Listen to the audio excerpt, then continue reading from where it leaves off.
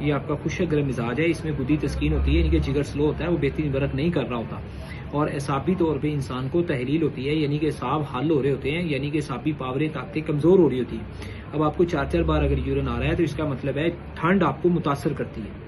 جیسے ہی رات ٹھنڈی ہوگی آپ کو یورین زیادہ آئے گا، آپ اے سی کے نیچے بیٹھیں گے یورین زیادہ آئے گا، ایئر کولر کے آگے بیٹھیں گے فوراً یورین زیادہ آئے گا، ٹھنڈی ہوا چل پڑے گی، یعنی کہ جیسے ہی آپ کے اعصاب ٹھنڈے ہوں گے آپ کو یورین کی حاجت زیادہ ہوگی، یعنی کہ یورین کو پاور انرجی پکڑنے کی ضرورت ہے۔ تو وہ ہماری دوائی سے انشاءاللہ ممکن ہو جائے گا فوراً کہ یورین کنڈیشنز بہتر ہو جائے گی، اعصاب گرم ہونا شروع ہوں گے، اور جیسے ہی اعصاب گرم ہوں گے رات والا یورین بالکل کنٹرول میں آ جائے گا، دن میں پھر 4-5 دفعہ آنا چاہیے، وہ اچھی بات ہے،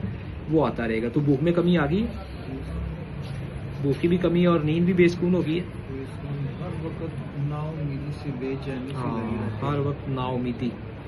اور بے چینی، یعنی کہ دل کیونکہ بجھا ہوا ہے، خشکی بہت بڑھ چکی ہے اور جگر اس کو سپورٹ نہیں کر رہا، اور دماغی طور پہ انسان جب کمزور ہوتا ہے تو پھر یادداشت کم پڑتی ہے، ڈپریشن وغیرہ ہوتا ہے، سوچیں خیالات یہ چیزیں پریشان کرتی ہیں۔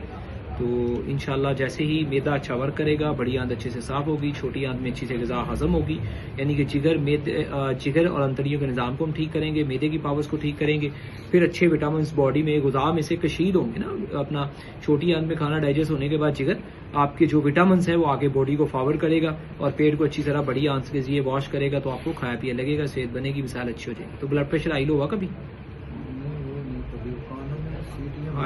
سیٹیاں اگر بجتی ہیں کانوں میں تو یہ تب ٹھیک ہوں گی، لیول کم ہو گیا انہیں کانوں میں سیڑیاں بجنا تب ٹھیک ہوگی جب جگر اچھا کام کرے گا، ٹھیک ہے جی۔ تو میٹھا کھانے کو دل کرتا ہے؟ جی